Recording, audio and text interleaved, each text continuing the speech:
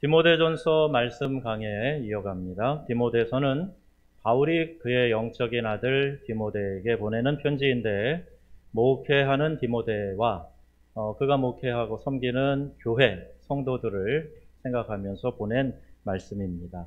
이 말씀을 듣는 동안에 우리가 복음의 본질을 더 깊이 깨닫고 우리 교회가 견고하게 세워져 나가는 역사가 나타나기를 축복합니다.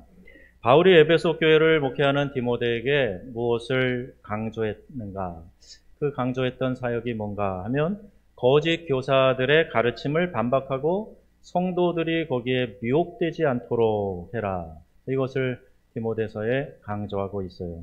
이러한 사역을 위해서 효과적인 방법이 뭘까?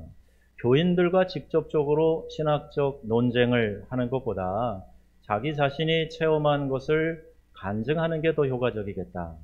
이런 생각이 바울에게 있었나 봐요. 그래서 바울이 먼저 자기가 받은 은혜를 이 편지를 통해 소개하고 있습니다. 말하자면 자신의 체험을 간증하는 거죠. 우리가 전도를 위해서도 마이 스토리, 자기 이야기, 간증이 필요하다. 그 간증을 사용해라. 주일 오후 전도 세미나 시간에 강사님이 그렇게 말씀하셨어요. 우리 앞에서 바울이 이 율법은 사람들의 죄악을 드러내기 위한 것이지 구원을 얻는 도구가 못 된다. 이것을 이제 설명을 했지 않습니까? 그러면서 이제 삶을 통해서 이 가르침이 어떻게 나타나고 있는가, 이것을 이제 확증하고 있는 거예요. 오늘도 본문을 세 문단으로 좀 나눠서 말씀을 드리려고 합니다. 먼저 12절에서 13절인데, 여기 오직 주님의 은혜다. 모든 것이 주님의 은혜다. 은혜가 아닌 것은 정말 하나도 없더라. 이런 이야기를 하는 거예요. 내가 그리스도 예수께 감사한다. 그 이유는 나를 능하게 하시고 나를 충성되이 여겨 내게 직분을 맡기셨기 때문이다. 그러니까 바울을 보세요. 바울의 지금 자기 인식을 보면 내가 훌륭해서 하나님이 날 불러주셨다, 이런 마음이 전혀 아니죠. 즉 자신의 지식이 많은 거, 혈통과 문벌이 좋은 거, 사회적 위치, 힘, 영향력, 이런 것 때문에 하나님이 나를 부르신 것이 분명히 아니다. 이거를 바울은 지금 깨닫고 이야기하고 있는 겁니다. 빌립보서 3장 8절에서 9절 상반절에도 바울이 이 말을 하고 있어요. 우리 함께 읽겠습니다. 또한 모든 것을 해로 여김은 내 주 그리스도 예수를 아는 지식이 가장 고상하기 때문이라. 내가 그를 위하여 모든 것을 잃어버리고 배설물로 여김은 그리스도를 얻고 그 안에서 발견되려 함이니. 아멘. 내가 지금 가지고 있는 많은 것들, 이게 예수님을 아는 그 고상한 지식 앞에는 다 쓸모없는, 그냥 버려야 될 것에 불과하다. 이것을 깨닫고 바울은 자기 자신을 철저히 예수님의 십자가 앞에 굴복시키고 있는 거예요. 여러분, 직분자는 이 부분에 대해서 명확한 이해가 있어야 됩니다. 내가 어떤 자격과 능력이 있어서 내가 남들보다, 다른 사람들보다 더 뛰어나서 주님이 내게 직분을 맡기시는 거다, 이렇게 생각하면 이거 큰 오해예요. 오산입니다. 육체적인 자랑이 많은 바울도 예수님의 은혜를 깨닫고는 자신의 배경이나 경험, 지식, 문벌, 모든 역량이 아무것도 아니다라는 사실을 발견했는데, 우리 아직도 내가 이런 자격이 있고, 내가 이런 공로가 있고, 내가 이런 능력이 있어서 주님이 쓰실 수밖에 없다, 이렇게 생각한다면 여러분, 그 사람은 아직 하나님의 은혜가 뭔지를 깊이 깨닫지 못한 겁니다. 어노인팅에서 부르는 찬양 가운데 나는 아무것도 아닙니다, 이런 가사의 찬양이 있어요. 제가 이번 설교 원고를 작성하면서 얼마나 이 찬양 가사들이 많이 떠오르는지 몰라요. 우리 일부 예배는 아침에 여호수아 찬양팀이 20분 동안 찬양 인도를 해요. 찬양이 있는 그런 예배를 일부에 드리는데, 찬양의 가사들이 얼마나 마음에 와닿는지 모릅니다. 여기 이 찬양 가사가 이래요. 나는 아무것도 아닙니다. 주님의 사랑이 없으면. 나는 아무것도 모릅니다. 주님의 지혜가 없으면. 나는 아무것도 못합니다. 주님의 능력이 없으면. 나는 한순간도 못 삽니다. 주님의 생명이 없으면. 여러분이 가사에 아멘이 되세요? 네, 내 능력이 아니라는 거예요. 주님이 없으면 나는 I am nothing. 나는 아무것도 아닙니다. 이 고백을 하는 거예요. Nothing. 하나도 없다. 아무것도 아니다. 먼지 같은 존재. 아예 그것도 아니다. 그렇게 얘기하는 거예요. 그러나 하나님이 함께 하시면, 주님이 내게 능력 주시면, 주께서 은혜를 베풀어 주시면, 똑같은 바울이 빌립보서 4장 13절에는 뭐라고 고백하냐 하면요. 같이 읽습니다. 내게 능력 주시는 자 안에서 내가 모든 것을 할 수 있느니라. I can do everything. 조금 전에 나는 아무것도 아니다 그랬는데 주님이 능력 주시면, 하나님이 함께 하시지 않을 땐 아무것도 아니지만 주님이 능력 주시면 I can do everything. 난 모든 것을 할 수 있느니라. 이 고백이에요. 아무것도 아닌 나를 하나님께서 부르셔서 능하게 하시고 직분을 맡겨주셨다는 겁니다.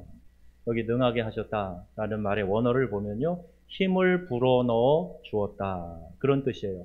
뒤나모라는 단어를 사용하고 있어요. 뒤나모. 하나님이 나에게 힘을 불어넣어 주셨다. 마치 흙으로 사람을 만들어서 그 코에다가 후 하고 생기를 불어넣으신 것처럼 하나님이 우리에게 힘을 불어넣어 주시. 이게 뒤나모. 하나님이 나를 능하게 하셨다는 겁니다. 이 능력은 나를 의롭게 여기심에서 나오는 것인데, 이 의는 율법에서 나는 게 아니라 그랬잖아요. 율법을 잘 지키면 의로워지는 게 아니라 그랬잖아요. 오직 그리스도를 믿는 믿음으로 말미암는 것이다. 즉 믿음으로 하나님께로부터 난 의다. 이렇게 말할 수 있어요. 그러니 누가 스스로 자랑할 수 있겠습니까? 내가 만약에 행위로 이렇게 의로워졌다면, 행위로 이런 능력을 행하고 있다면, 행위로 이런 직분을 따냈다면 그 자랑할 만하죠. 그런데 그게 아니라 하나님이 나에게 이런 은혜를 주셔서 스스로 자랑하지 못하게 하셨다. 에베소서 2장 9절 말씀 있습니다. 행위에서 난 것이 아니니 이는 누구든지 자랑하지 못하게 함이라. 아멘. 자랑할 일이 없어요. 하나님이 의로 여겨주셨다는 겁니다. 저 자신을 보면서요. 아이고, 내가 목사가 된 것도 정말 자랑할 것 하나도 없구나. 성경 교독문도 자꾸 이렇게 잘 본다고 봐놓고 틀리게 읽고, 얼마나 어리숙하고 실수가 많은지, 허점이 많은지 몰라요. 왜냐하면 또 제가 그런 생각도 합니다. 어떤 때는요, 내가 목사가 안 됐다면, 평신도로 교회를 섬기고 있다면, 모태신앙이고 날 때부터 교회 다니는 게 익숙하니까 재밌게 신앙생활 했겠죠. 그런데 우리 교회 어떤 성도님들처럼, 어떤 직분자들처럼 그렇게 헌신하면서 내가 싫어도 좋아도 일찍 새벽 예배 나와 새벽 제단 지키고 교회를 위해서 눈물로 기도하고 헌신하고, 내가 이런 모습으로 신앙생활을 했을까? 이런 생각 가끔 해요. 그래서 부럽다. 저분들 참 훌륭하다. 내가 형편이 이렇고 모양이 이러니 하나님이 목사로 세우셨나 보다. 그래야 목사는 뭐 하고 싶다고만 하는 거 아니지 않습니까? 의무감이라도 해야 되고 어쩔 수 없어서 해야 되는 일도 있지 않습니까? 그러니까 참 부족한 사람을 하나님께서 세워주신 것이다. 그저 하나님께서 나를 긍휼히 여기셔서 주의 말씀도 전하고 주님의 양떼를 돌보는 목양의 영광스러운 직분을 내게 맡겨주셨다. 이런 마음이 들었어요. 목사뿐 아니라 교회 어떤 직분도 우리의 자격과 공로로 얻은 것 하나도 없습니다. 내가 이런 사람인데, 내가 이렇게 교회를 지켜왔는데, 내가 이런 일들을 해왔는데, 그거는요, 내 자격과 공로를 말하는 거잖아요. 그저 나를 충성되이 여겨서 주신 영광스러운 직분이다 하는 이 사실을 여러분 모두가 믿으시기를 바랍니다. 그래서 지금 이 직분을 내게 맡겨주신 거예요. 근데 여기에 바울이 뭐라 그래요? 여겨주셨다 그러지 않습니까? 여겨주셨다는 말을 혹시 여러분 인정받았다 이렇게 생각하시면 안 됩니다. 우리 임직식마다 목사님들이 설교하거나 축사하실 때 미쁘게 여기셨다, 충성되이 여기셨다 하는 말을 우리가 들으면서, 그래, 하나님이 나를 인정해 주신 거지 이렇게 생각할 수 있는데, 내 행위로 인정받은 게 아니란 말이에요. 여겨주셨다는 말이에요. 이 말은 분명히 다르죠? 분명히 달라요. 로마서에 그렇게 강조하는 칭의, 의롭다고 불러주셨다는 거지 의로워졌다는 얘기가 아니에요. 의로운 존재라는 게 아니에요. 의롭게 봐주시고 그렇게 불러주셨다는 거예요. 예수 그리스도의 공로를 통해서.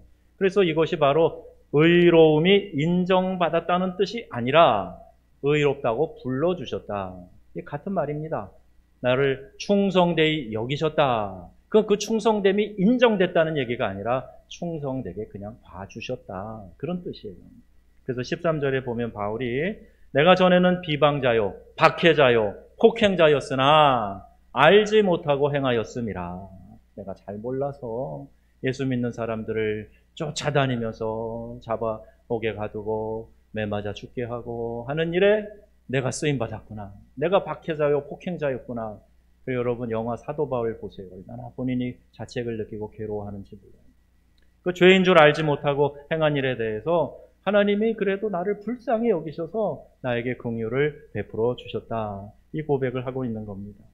예수님께서는요, 십자가에 매달려 있는 그 극심한 극한의 고통 중에서도 그 찌르고 때린 자들, 손과 발에 못을 박은 사람들, 옷을 가지려고 제비 뽑고 희덕거리는 십자가 밑에서 킬킬대는 그 사람들, 양편에 달린 강도 살인마들, 그들을 보시면서 아버지 저들을 사하여 주옵소서. 자기들이 하는 것을 알지 못함이니이다.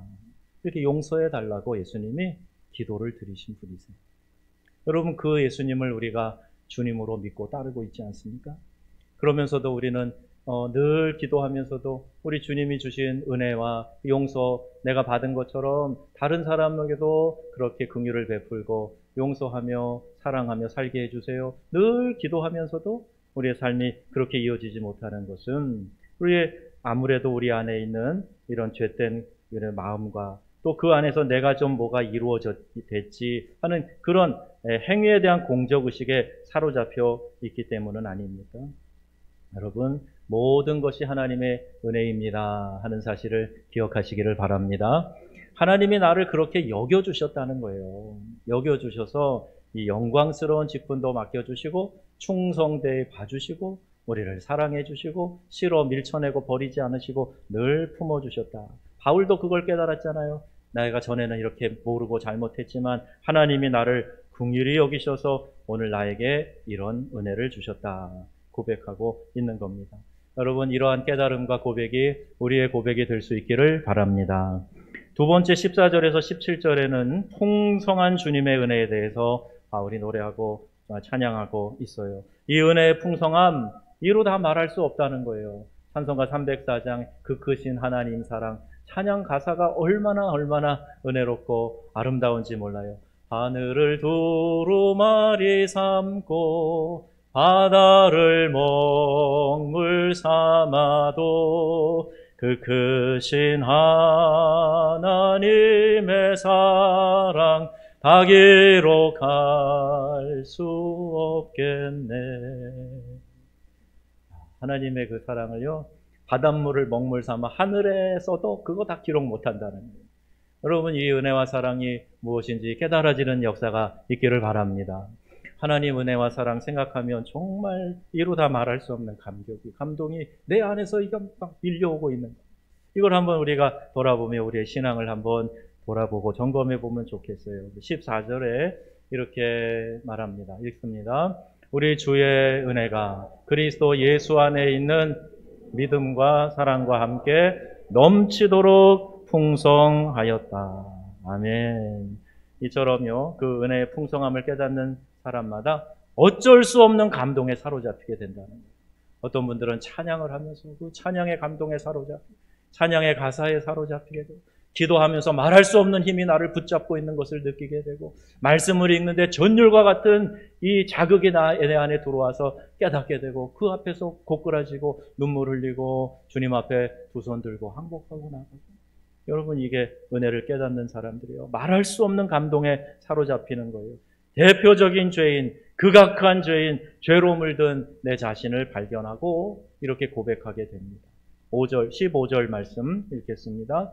그리스도 예수 안에서 죄인을 구원하시려고 세상에 임하셨다 하였도다. 죄인 중에 내가 괴순이라. 아멘. 바울이 이렇게 고백하는 거예요. 여러분 은혜가 풍성하면 가장 먼저 나타나는 현상이 뭐냐? 뭐 같으세요? 죄를 깨닫는 거예요. 내 죄를 깨닫는 거예요. 내가 하나님의 은혜를 경험해 보면 그 은혜 앞에 내가 꼬꾸라지고 내 죄가 먼저 깨달아지고 나 같은 죄인을 하나님 어떻게 구원해 주시고 이 은혜를 베풀어 주시는가 감사하고 감격할 수밖에 없어요. 죄가 없어야 은혜를 받는 것이 아니라 이 모습 이대로 주 받으옵소서. 그리고 나가게 되고 내 죄를 씻어주시고 정결케 해주시는 그 은혜를 경험하게 되는 겁니다.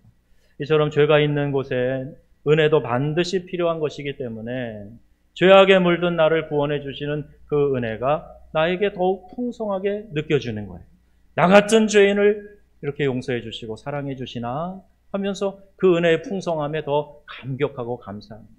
근데 그게 없이 목을 뻣뻣이 들고 내가 받은 은혜도 깨닫지 못하고 그러면 내 공적만 생각나지 하나님의 은혜는 전혀 어디 딴 데가 있는 거예요. 여러분 주님이 직접 말씀하시죠. 마가복음 2장 17절 말씀이에요.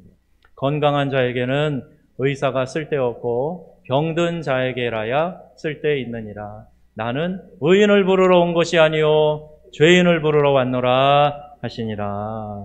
아멘. 바리새인과 서기관들이 자신들의 의를 막 드러내고 예수님 앞에 잘난 척 했어요. 예수님은 중심을 꿰뚫어 보시는데 아유 그 그냥 형식주의 그 위선 덩어리들 예수님 모르셨겠어요? 그런데 그 예수님이 죄인을 부르러 왔다. 의를 자랑할 것이 아니라 내가 죄인을 부르러 왔다. 마치 건강한 자가 아니라 병든 사람에게 의사가 필요한 것처럼 모든 수고하고 무거운 짐진 자들아 죄인들아 내게로 와라. 내가 너희를 쉬게 하리라 말씀하시는 거예요. 내가 무엇을 드려도 아깝지 않아요. 그 사랑을 경험하면 내가 어떤 사랑으로 표현을 해도 그 표현이 다 할 수 없다라는 그런 깨달음을 갖게 돼요. 그 은혜에 감격해서 고백을 하게 되십니다. 사랑합니다. 나의 예수님 사랑합니다. 아주 많이요. 이 은혜의 감격이 저와 여러분에게 넘쳐나시기를 우리 주 예수님의 이름으로 축원합니다. 이 은혜의 풍성함이 없으면 사소한 것에 감정이 상하고 사소한 것에 넘어지고 주저앉고 못 일어나고 뒤돌아가고 미끄러지고 믿음의 대열에서 이탈하고 그렇게 됩니다. 에스겔 47장에 보면요. 에스겔에게 하나님이 환상을 보여주시는데 성전 문지방에서 흘러나오는 그 물이요. 점점 차오르는 거예요. 그러더니 처음에 발목에 차오르게 되고 이 무릎까지 올라오게 되고 그리고 이 가슴까지 허리까지 올라오게 되고 가슴까지 올라오게 되고 이런 환상을 보여줍니다. 여러분 이게 바로 하나님이 우리에게 부어주시는 은혜의 물결입니다. 이 물결이 없으면은요 내가 그냥 팍팍하고 갈증에 사로잡히고 살아가지만 하나님의 이 은혜가 우리 안에 넘쳐나게 되면 그 강같이 흐르는 기쁨의 물결 안에서 우리가 헤엄치는 역사가 일어나게 되는 줄로 믿습니다. 이걸 구하는 거예요. 하나님 이 은혜를 내게 베풀어 주세요. 주님 풍성한 은혜를 누리게 하여 주시옵소서. 그럼 이걸 구하세요. 하나님은요 이 풍성한 은혜를 이미 약속하셨습니다. 그런데 우리가 그 은혜를 사모하고 은혜의 자리에 나오고 은혜 안에 살도록 힘써야지요. 아무리 진수성찬 차려놨으면 뭐해요? 내가 와서 먹지 않으면 나는 여전히 쪼록쪼록 배고프고 짜증나고 배고프면 짜증나잖아요. 짜증 부리고 심술 부리고 그렇게 될 수밖에 없어요. 그래서 이 은혜의 풍성한 자리 은혜를 사모하며 그 자리가 있을 때마다 나오고 내가 은혜 안에 살도록 힘쓰는 우리 귀한 명성의 가족들 다 되시기를 축복합니다. 16절에 바울의 간증을 들어보세요. 내가 긍휼을 입은 까닭은 뭐라 그래요? 후에 주를 믿어 영생 얻는 자들에게 본이 되게 하려 하심이라. 아멘. 하나님이 내게 긍휼을 주신 이유가 있어요. 그게 나 하나만 예뻐해서가 아니라 부족하지만 죄인이지만 나를 용서하시고 날 사랑하셔서 나도 구원해 주실 뿐 아니라 나를 통해서 다른 사람에게도 이 복음이 전해지고 그들이 구원받기를 원하시기 때문에 그래서 나를 이렇게 긍휼을 베풀어 주셨다. 여러분 이 은혜가 우리에게 깨달아지는 역사가 있으면 좋겠어요. 우리 전도 훈련을 하니까요. 저도 도전이 되는 거예요. 저도 전도 훈련 강사도 전도 폭발 강사도 해보고 이 전도가 얼마나 우리의 영혼에 활력을 주는지 누구보다 잘 알아요. 이제 목회를 하다 보면 불신자를 만나는 일이 별로 없고 교인들을 늘 상대하다 보니까 오히려 전도 대상자가 지금 적어요. 그런데 이번 한 주는 이제 3명을 만났어요. 3명 만나서 기도 제목 달라는 것부터 시작했죠. 근데 말씀드린 것처럼 목사라 그런지요, 이 각박한 심령을 많이 만나나, 저는 잘 성공을 못해요. 됐어요. 그래, 됐어요. 기도 제목도 잘 안 줘요. 오늘, 지난주에 30년 동안 서울 살다가 내려오셨대요. 지금 고부에 계시는 분인데, 서울에서 30년 살았으니까 이제 학교 다녔잖아요. 거기 미션 스쿨을, 고등학교를 나오셨대요. 그러면 이제 항상 기뻐하라, 쉬지 말고 기도하라, 범사에 감사하라 그랬는데, 너 교회 다니는 애가 왜 이렇게 찡그리고 다녀? 자기가 막 그랬대요. 알기는 많이 알아요. 제가 요한복음 이렇게 쪽복음을 마스크 하나 집어넣어서 선물로 줬더니 다음날 가니까 그걸 읽고 있더라고요. 그 앞에 사형리도 있고 그래요. 그걸 읽고 있어요. 그러면서 요한의 아들 시몬아, 저한테 노래를 부르는 거예요. 그 시몬은 베드로인데 사실은. 그런데 이렇게 너무 재밌었어요. 그분이 하나님, 부처님 결국 같은 분이라는 걸 자기가 깨달았다 그러고요. 마음 수련 이런 것도 해봤다 그러고요. 얘기를 흥미있게 나눴어요. 근데 내게 긍휼을 베풀어 주신 우리 하나님께서 영벌에서 나를 건져주시고 다른 영혼을 위해서 나를 사용하신다 하는 이 사실이 얼마나 감격스러운지 몰라요.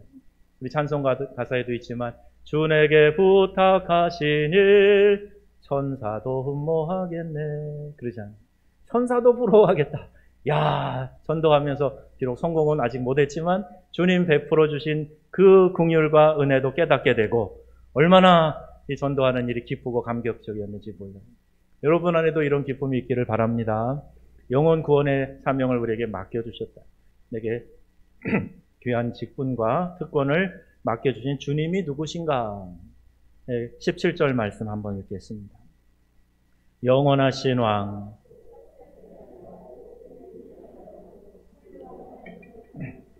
존귀와 영광이 영원 무궁토록 있을지어다. 아멘. 영원하신 왕, 영원하신 왕, 홀로 하나이신 하나님, 유일하신 창조주이신 하나님, 그분이 나에게 귀한 직분, 이걸 특권 나에게 맡기셨다. 이 주님이 영원하신 왕, 만왕의 왕이시다. 왕이신 나의 하나님, 우리 찬양하잖아요. 근데 정말 우리 하나님을 내가 왕으로 대접하고 있는가? 그분이 홀로 하나이신 하나님이신데 이 세상과 모든 물질을 만드신 창조주이시고 우리 영혼을 만드신 내 영혼의 주인이신데 그분이 나를 죄 가운데서 건져주시고 구원해주시고 긍휼을 베풀어 주시고 날 사랑하신다고 하시니 여러분 감격스럽지 않습니까? 할렐루야, 할렐루야. 우리가 그걸 찬양하기 위해 예배드리고 또 주님 믿고 섬기고 따르는 것 아니겠어요? 그래서 17절 하반절에 그 하나님께 존귀와 영광이 영원토록 있을지어다. 아멘. 우리 함께 이 찬양 한 소절 부를까요? 주님의 높고 위대하심을, 주님의 높고 위대하심을 내 영혼이 찬양하네. 주님의 높고, 주님의 높고 위대하심을 내 영혼이 찬양하네.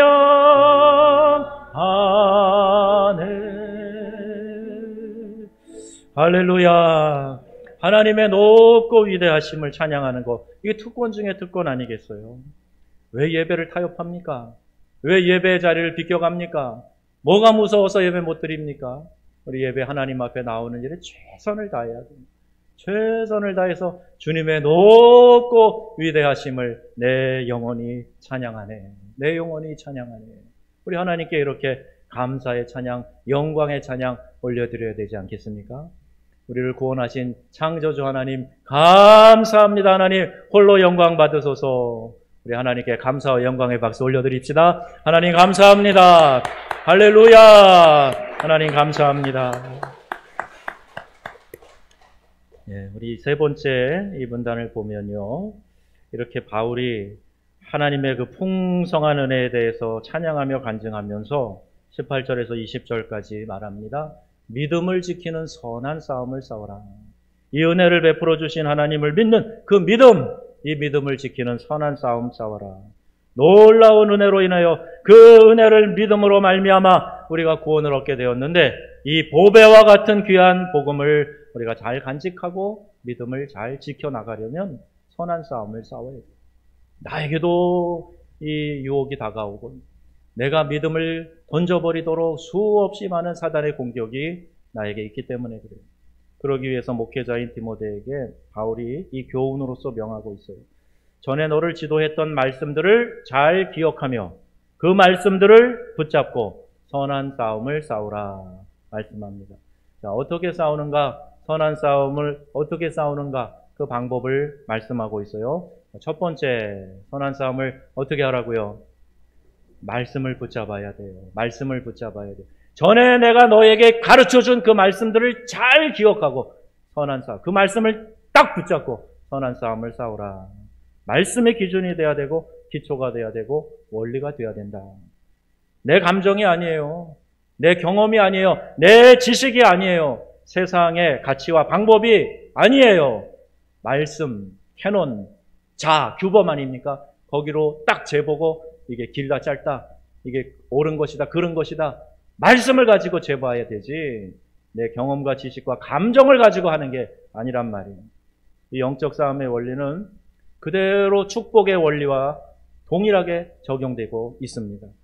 여호수아 1장 7절 말씀도 한번 보겠습니다. 여호수아 1장 7절 오직 강하고 극히 담대하여 나의 종 모세가 내게 명령한 그 율법을 다 지켜 행하고 우로나 좌로나 치우치지 말라. 그리하면 어디로 가든지 형통하리니. 아멘. 율법을 잘 지키라. 이 말씀은요, 하나님 말씀 잘 지키라는 거예요. 그 말씀을 기준으로 해야지 좌로나 우로나 치우치지 말아라. 그리하면 어디로 가든지 어떤 상황에 놓이든지 내가 형통하리라 말씀하신 거예요. 그러니 형통할 분명한 원리도 말씀하셨고 믿음의 선한 싸움은 말씀을 붙잡고 해야 된다 하는 사실을 가르쳐주고 있어요. 자, 두 번째, 믿음의 선한 싸움을 어떻게 하라고요? 믿음에 굳게 서야 된다. 고린도전서 16장 13절입니다. 깨어 믿음에 굳게 서서 남자답게 강건하라. 아멘. 지난주 신방하는데 오늘 가정에 이 말씀 주셔서 이 말씀 전했어요. 믿음에 굳게 서서 남자답게 강건하라 그랬는데 그날 그 집의 가장이 그러지 않아도 자기가요, 어머님 돌아가시고 이 가장된 책임을 절실히 느끼면서 우리 자녀들하고 아내하고 그 일에 대한 이야기를 했다는 거예요. 이 말씀이 딱 동일하게 주셔서 대장부답게 남자답게 믿음으로 강건해라. 그 원리를 몇 가지 설명을 했어요. 골로새서 2장 7절 말씀도 있습니다. 그 안에 뿌리를 박으며 세움을 받아 교훈을 받은 대로 믿음에 굳게 서서 감사함을 넘치게 하라. 아멘. 믿음에 굳건히 서라는 거예요. 자꾸 변덕스럽게 이랬다 저랬다 내 감정에 따라서 하다 안 하다 주었다가 놨다가 일어났다 앉았다 그러지 말고 믿음대로 그 믿음을 붙잡고 굳게 서라. 이게 영적 싸움을 하는 중요한 원리라는 거예요. 자, 세 번째는 뭘까요? 세 번째는 착한 양심을 가지라. 디모데전서 1장 5절에 있는 말씀.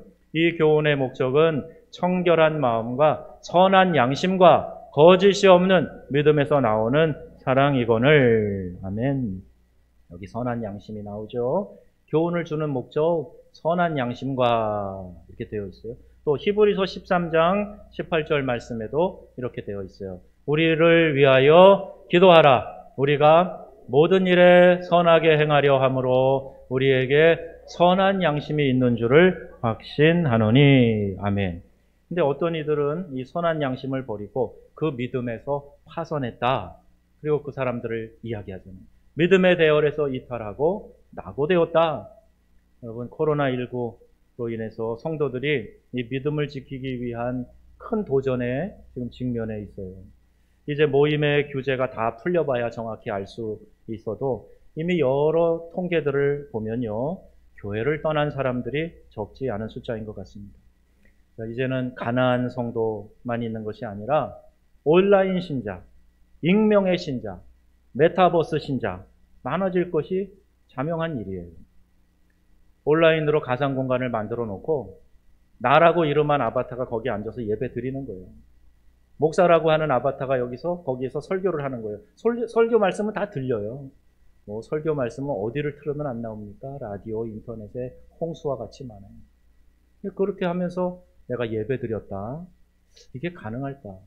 근데 지금 이쪽에 막 사람들이 신경을 쓰며 이게 교회뿐만이 아니라 이 사회가 이 메타버스의 원리들을 많이 도용하려고 하니까 뭐 교회도 그렇게 가야 되는 거 아니냐? 요즘 국리가 아주 심각합니다.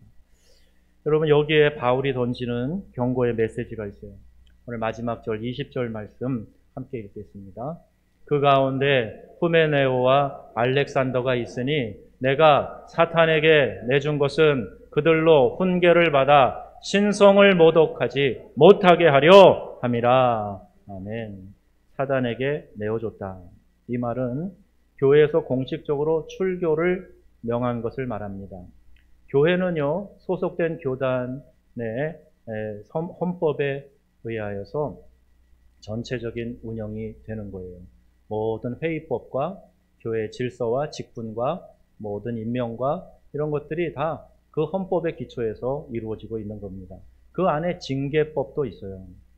나이 어린 목회자 디모데가 이렇게 복음에 반하는 사람을 출교하기 위해서 분명 믿음의 선한 싸움을 싸워야 했을 겁니다. 말 한마디로 됐을까요? 아니요. 젊은 디모데, 바울도 뭐 쉽지 않았겠지만 젊은 디모데가 교회를 치리하며 잘못된 거짓 복음을 전하는 사람들 이거 치리하고 내쫓고 하는 거 쉬운 일 아니었을 거예요. 그래서 믿음의 선한 싸움 싸워야 된다 하는 얘기를 합니다. 이러한 징계는 징계와 출교 자체의 목적이 있는 게 아니에요. 다른 이들에게 경계와 교훈을 삼고 또한 징계받은 당사자도 회개하고 돌이키도록 하기 위해서 이 말씀을 하는 거예요. 표현은 내가 사단에게 내어주었다 되어 있지만 그러나 그 깊은 뜻을 우리가 이해를 해야 됩니다. 십자가상의 흉악한 강도도 그가 회개하였을 때 예수님께서 뭐라 그러셨어요? 오늘 내가 나와 함께 낙원에 있으리라 말씀하셨어요. 그분이 우리 주님이신데 누구든지 돌이켜 회개하면 구원의 기회를 잃어버리지 않고 회복시켜 주시고 우리 주님이 그를 긍휼히 여기신다 이 말씀을 하고 있는 거예요. 그러나 아무런 원칙도 없고 아무런 징계와 이런 것이 없을 때에는 그것조차도 깨닫지 못하고 내 마음대로 멋대로 행할 수 있으니 이렇게 하거라 말씀하는 겁니다. 오늘 말씀의 결론이에요. 이 세상은요 점점 하나님으로부터 멀어지고 죄악으로 인하여 그 심령이 메말라 가게 될 것입니다. 안타깝지만 이런 상황 속에 우리가 놓여 있어요. 그 안에서 이제 마지막 추수 때를 살아가는 우리 명성의 가족들이 하나님의 은혜와 그 긍휼과 그 풍성하신 사랑 이것을 누리며 살아가실 수 있기를 우리 주 예수님의 이름으로 축원합니다. 우리